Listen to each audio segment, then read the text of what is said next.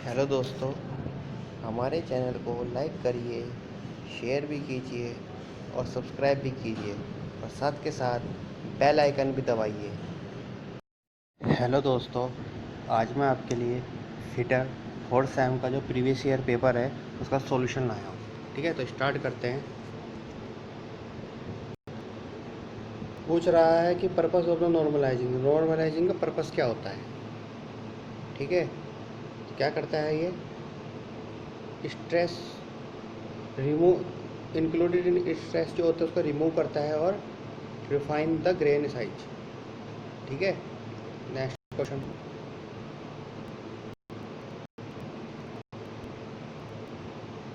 दूसरा question, toughness steel increase brittleness in decrease. तो toughness होता है स्टील की इंक्रीज करता है और ब्रिटलनेस को डिक्रीज करता है। कौन सा ऑपरेशन? तो ये ऑपरेशन करता है आपका टेम्परिंग में, जो हार्डनिंग के बाद की जाती है। Heat treatment metal is necessary. ठीक है, heat treatment of metal is necessary. तो इसमें तो पूछ रहा है कि क्या हमें इसमें आवश्यकता होती है हीट ट्रीटमेंट करने की। ठीक है, मतलब हीट ट्रीटमेंट का पर्पज़ क्या है, किसे पूछ रहा है। तो इसका काम क्या है? To produce the certain desire property. हमें विभिन्न प्रकार की उसमें प्रॉपर्टीज़ गेन करनी पड़ती है। ठीक है, जैसे कि हार्डनिंग, जो सॉफ्ट है उसको हार्ड बनाना, जो हार्ड है उसको सॉफ्ट बनाना। ठीक है, तो ये प्रॉपर्टीज़ हमें चाहिए होती हैं, तो हम क्या करते हैं, ये प्रॉपर्टीज़ हम डिज़ायरेबल प्रॉपर्टीज़ होती हैं। ठीक है, हम इनको प्राप्त करना चाहते हैं। दूसरा है lower critical temperature of the high carbon steel. कितना होता है? 723 डिग्री सेल्सियस। ठीक है, आगे चलते हैं। What is the main purpose of the annealing? Annealing का मेन पर्पस क्या होता है? Improve the machinability and soft the steel. ठीक है, मशीनेबिलिटी को इम्प्रूव करता है, सॉफ्ट करता है स्टील को। While the normalising steel should be cooled. Normalising में धातु को कहाँ पर, जॉब को हम कहाँ पर ठंडा करते हैं? तो वो होता है स्टील एयर में, रूम टेम्परेचर पे। ठीक है, still air to room temperature. ठीक है, और भट्टी में किस प्रोसेस में करते हैं? एनेलिंग में। आगे चलते हैं।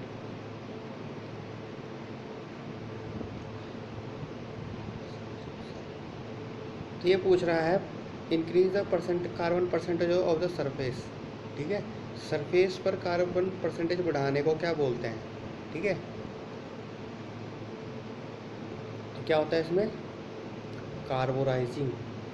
ठीक है, सरफेस पे बोला है तो क्या आएगा? कार्बोराइजिंग। यदि पूरी धातु में बोलता है तो वो हार्डनिंग कहलाता है। ठीक है, इस बात का ध्यान रखना है। Induction coil is made. जो इंडक्शन कॉइल होती है वो किसकी बनी होती है? वो बनी होती है कॉपर की। सोल्डर किस किस का बना होता है? टिन और लेड का, Pb+SN। आगे चलते हैं। Which metal is use to bit of the hatches solder iron. किस चीज़ की बनी होती है? तो वो होती है हमारी कॉपर की। जो सोल्डर आयरन होती है, ठीक है, वो किसकी बनी होती है? कॉपर की। चाहे वो किसी की भी बनी होती है, तो कॉपर की बनी होती है। ठीक है, स्पेल्टर इज अलॉय। जो स्पेल्टर होता है ब्रेजिंग में यूज करते हैं। स्पेल्टर किसको बोलते हैं? जो ब्रेजिंग में फिलर रोड गलाने के लिए यूज करते हैं ना, वो किसकी बनी होती है? तो एक कॉपर प्लस जिंक की। ठीक है, तो कौन सा ऑप्शन होगा? C option. Which type of the flux are use for brazing. Brazing में कौन सा फ्लक्स यूज करते हैं? बोरेक्स। आगे तो वही पूछ रहा है। मैं जो जो बताया था, फिलर मेटल जो होता है ब्रेजिंग में, उसको क्या बोलते हैं? स्पेल्टर बोलते हैं। Which is the main advantage of the interchangeability. तो मेन इंटरचेंजेबिलिटी का मुख्य कार्य जो पहले है, पार्ट चेंजेबल आफ्टर डैमेज। ठीक है, यदि कोई पार्ट डैमेज हो गया तो उसे आराम से बदला जा सकता है। ठीक है, और help of the mass production ये भी है, और लेस रिजेक्शन। तो ऑल ऑफ दो। ठीक है, ऑल ऑफ दिस।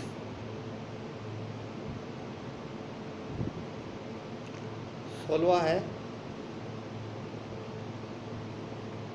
जो कंटिन्यूस होता है, जो necessary for continuous better production. ठीक है, इनमें से कौन सा क्या है? बेटर प्रोडक्शन होता है कंटिन्यू प्रोडक्शन के लिए।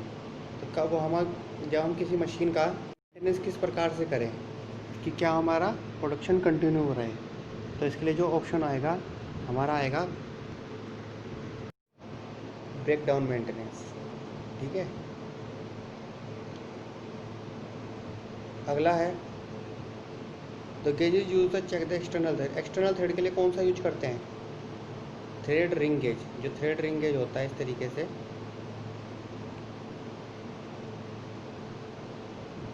वो क्या करता है, इंटरनल थ्रेड एक्सटर्नल थ्रेड को मापता है। ठीक है, आगे चलते हैं।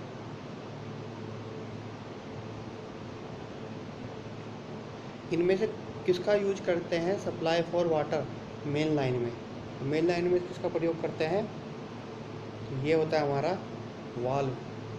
ठीक है, आगे चलते हैं। In pipe line fitting accessories use the pipe fitting. ठीक है, इस क्वेश्चन में देखिए कुछ डाउट है कि क्वेश्चन में पूछना क्या जा रहा है, शॉर्ट एंड लॉन्ग। ठीक है, तो इसका थोड़ा कंफर्म नहीं है, पर प्लग आई थिंक जहाँ तक मुझे याद है इसका प्लग आंसर दिया हुआ था आंसर की में। ठीक है, तो आप देख लीजिएगा इस पर आयोग ने क्या दिया हुआ है इसका आंसर। ठीक है, आगे चलते हैं। Generally fitting for big diameter pipe joint is use. जो बड़े डायमीटर के पाइप जॉइंट होते हैं उसको किससे जोड़ा जाता है? उससे फ्लैंज कपलिंग के द्वारा जोड़ा जाता है। ठीक है, which accessory use the fitting branch line to main line. Branch line से मेन लाइन में जोड़ने के लिए क्या यूज करते हैं? ठीक है, तो ये हमारा होता है टी। ठीक है, next question. Pipe fitting which accessory is use for way pipe. Four way pipe में फिटिंग के लिए कौन क्या यूज करते हैं? क्रॉस, इस तरीके से चारों दिशाओं में। Which accessory is use in pipe fitting different diameter. Different diameter के पाइपों को जोड़ने के लिए क्या यूज करते हैं? Reducer, option B. ठीक है, देख लीजिए आगे। Which one is use to join the connect the pipeline without any disturbance. ठीक है, इसमें से किसका यूज करके जॉइंट जोड़ा जा सकता है पाइप विदाउट एनी डिस्टर्ब, मतलब किसी को नुकसान पहुंचाए या मतलब किसी को डिस्टर्ब किए, तो ये होता है यूनियन। ठीक है, उसमें पूछ रहा है पाइप थ्रेड एंगल। जो हमारा नेशनल पाइप थ्रेड होता है उसका एंगल होता है 60 डिग्री। ठीक है, दूसरा है which of the following standard pipe thread. कौन सा स्टैंडर्ड पाइप थ्रेड है? तो BSP। एंगल कितना होता है इसका? 55 degree. The triangle of the fire fuel. Triangle जो होता है फायर फ्यूल का ये नियम होता है कि इसमें क्या होता है, एक तो फ्यूल होता है, हीट होता है, और दूसरी अगली चीज़ क्या होती है? ऑक्सीजन होता है। इन तीनों के बिना आग नहीं लगती, इनमें से एक भी चीज़ नहीं होगी तो आग नहीं लगेगी। तो ऑप्शन कौन सा हो जाएगा इसमें? ए।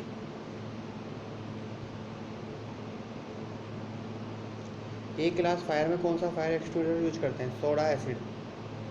ठीक है, the process of the electroplating on the metal surface. ठीक है, तो मेटल सरफेस पे जो हम इलेक्ट्रोप्लेटिंग करते हैं वो कौन सा कैटेगरी में आता है? परमानेंट होती है। ठीक है, परमानेंट कोटिंग होती है एक तरीके से। अगला question, metal is शीटेड metal avoid the rust in the telephone electrical undergoing water. जो टेलीफोन के तार होते हैं उनको रस्ट से बचाने के लिए क्या करते हैं हम? किसका प्रयोग करते हैं? तो इसमें हम करते हैं लेड का प्रयोग। ठीक है, which among the lightest metal. इसमें से कौन सा हल्का मेटल है? एल्युमिनियम। चलते हैं। The main mechanical properties of aluminium. इसकी मेन मैकेनिकल प्रॉपर्टीज़ क्या होती है? ये सॉफ्ट होता है, ना ही स्ट्रॉन्ग होता है, या ना ब्रिटल होता है, ना ही टफ होता है ये। आगे चलते हैं। ब्रास किसका बना होता है? कॉपर और जिंक का।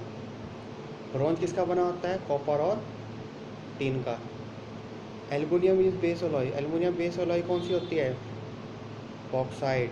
ठीक है, मतलब बॉक्साइड से ही प्राप्त किया जाता है एल्युमिनियम। ठीक है, आगे चलते हैं।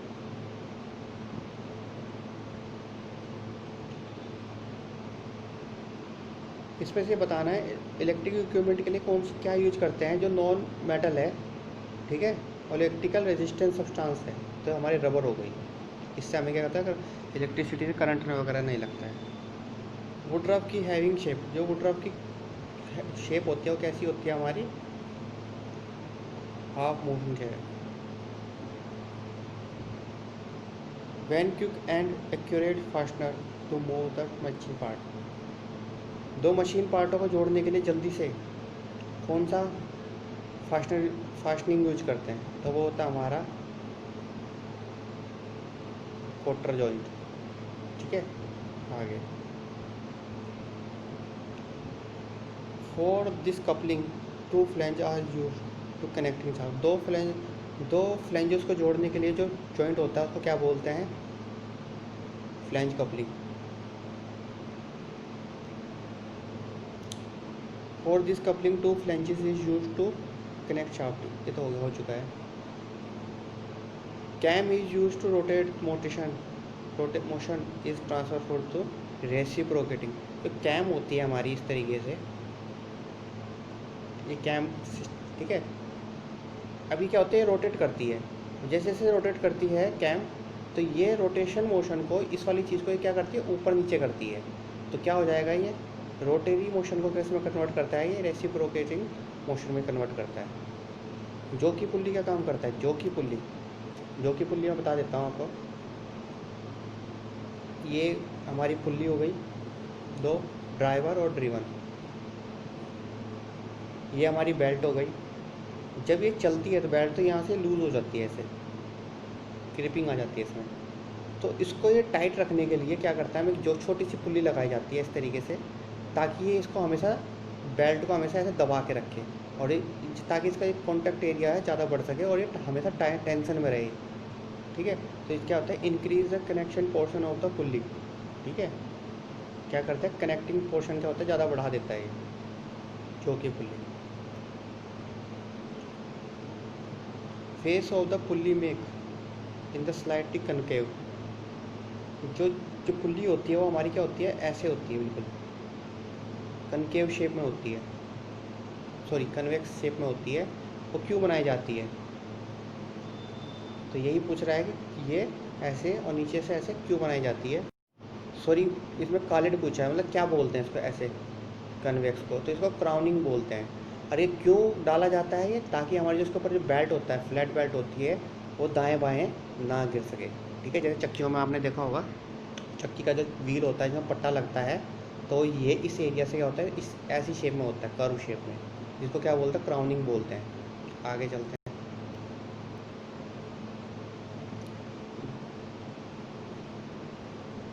तो ये पूछ रहा है कि ब्रास में जो 60% होता है, 40% होता है, वो क्या होता है, तो 60% कॉपर होता है, 40% हमारा जिंक होता है, ठीक है।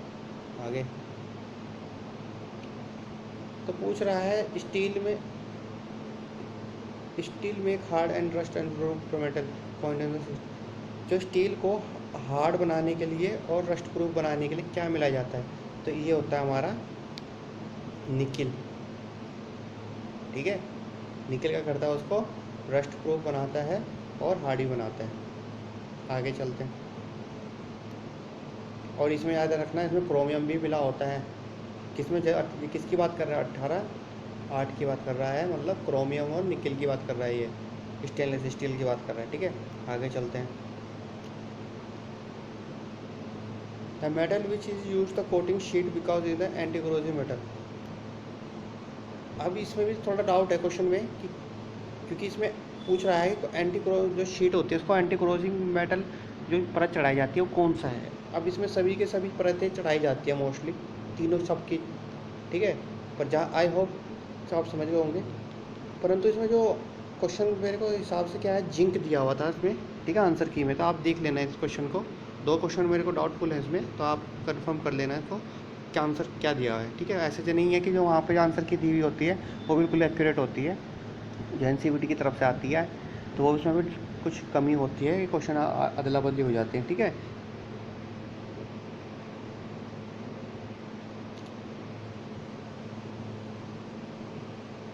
और separate machine independent motor is use called, जो सेपरेट मशीन होती है, ठीक है, मोटर इज यूज कॉल्ड।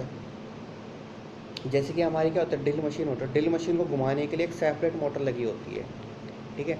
पर कभी आप चक्की में जाओ, चक्की में एक ही मोटर लगी रहती है, उसी से क्या होती है, धान वाली पर चक्की भी चलती है, मशीन चलती है, और इसी से गेहूँ वाली भी चक्की चलती है।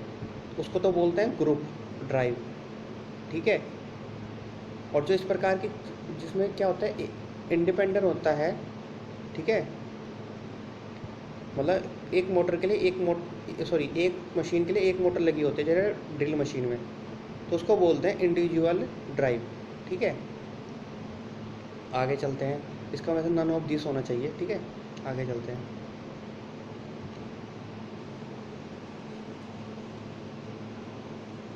For give the various speed ratio machine, मतलब पुल्ली, किससे हमें वेरियस प्रकार की स्पीड मिल सकती है। फ्लैट पुल्ली से नहीं मिल सकती है, वी ग्रूव पुल्ली से नहीं मिल सकती, जॉकी पुल्ली से नहीं मिल सकती है, या स्टेप कॉन पुल्ली से। स्टेप कॉन पुल्ली से भी क्यों मिलती है, इसमें विभिन्न डायमीटर की पुल्लीज होती हैं। यदि आप यहाँ पे लगाओगे तो अलग स्पीड, यहाँ पे लगाओगे पट्टे का अलग स्पीड, और यहाँ पे लगाओगे तो अलग स्पीड मिलती है। वही पूछ रहा है कि डिफरेंट रेशो, मतलब वेरियस स्पीड रेशो किस में मिलता है, तो हमारे स्टेप कॉन पुल्ली में मिलता है। आगे चलते हैं। जो वी बेल्ट ड्राइव होता है वो क्या अवॉइड करता है, तो उसमें स्लिपिंग नहीं होती, ठीक है। स्लिप का मतलब, जब हमारी मोटर चलती है तो इसके ऊपर जब मोटर की पुल्ली चलती है तो इसमें बेल्ट स्लिप नहीं करती, मतलब बेल्ट एक जगह नहीं रुकती, और पुल्ली एक तरफ घूमती नहीं रहती एक तरफ, ठीक है। जब पुल्ली घूमेगी तो बेल्ट भी घूमती है, ठीक है। ऐसा नहीं होता कि पुल्ली घूम रही है और बेल्ट वहीं रुकी हुई है, ऐसा नहीं होता, उसको हम स्लिप बोलते हैं, याद रखना इस बात को।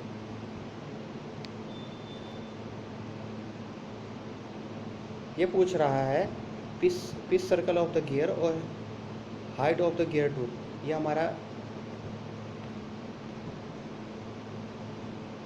हमारा गियर हो गया,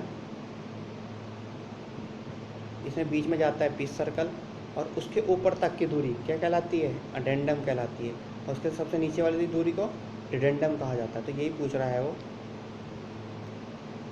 पिच सर्कल से हाइट ऑफ द गियर, तो ये होता है हमारा अडेंडम। नेक्स्ट क्वेश्चन,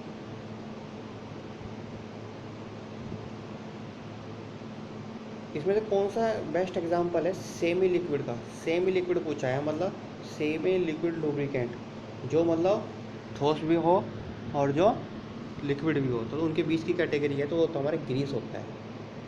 ग्रेफाइट हमारा सॉलिड होता है, वेरी इंपॉर्टेंट क्वेश्चन है ये वाला। ग्रेफाइट किस कैटेगरी में है, सॉलिड में आता है। लॉर्ड ऑयल और कस्टमर ऑयल में आता है, लिक्विड में आता है, मतलब ठीक है, मतलब लिक्विड में। और ये हमारा सेमी में। शायद एक क्वेश्चन छूट गया था, ये हमारा 15वां, इसका आंसर बताइए, ठीक है। इसका आंसर मेरे को कमेंट में चाहिए कि स्पिरिट लेवल का प्रयोग हमें कहाँ पर करते हैं, स्पिरिट लेवल का प्रयोग हम कहाँ पर करते हैं। ये आपके लिए मैंने होमवर्क छोड़ा है, आप इसका कमेंट में ज़रूर बताएं कि इसका आंसर क्या है। कहाँ पर करते हैं, टेस्टिंग मशीन में करते हैं, फॉर स्टार्टिंग और मशीन में करता है, या वाइल मैंने जहाँ मशीनिंग को क्रिएटेड करना है, या फाउंडेशन और मशीनरी फाउंड करने के लिए मशीन को किया जाता है। आई होप आपको अच्छी लगी होगी ये वीडियो। इस तरीके की वीडियो के लिए और चैनल हमारे के लिए हमारे चैनल को सब्सक्राइब कीजिए, लाइक भी कीजिए, शेयर भी कीजिए, ताकि मैं और भी ऐसी वीडियो बना सकूँ। Thank you.